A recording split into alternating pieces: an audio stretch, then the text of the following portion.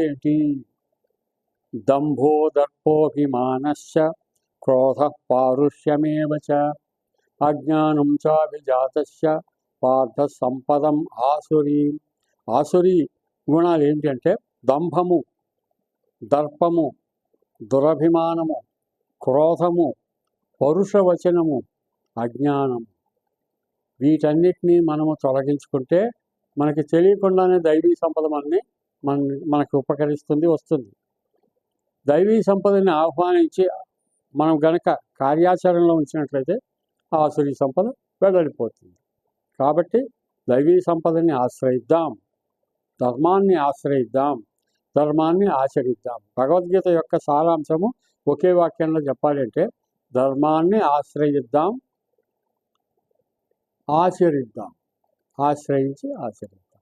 ఇది భగవద్గీత యొక్క సారాంశము.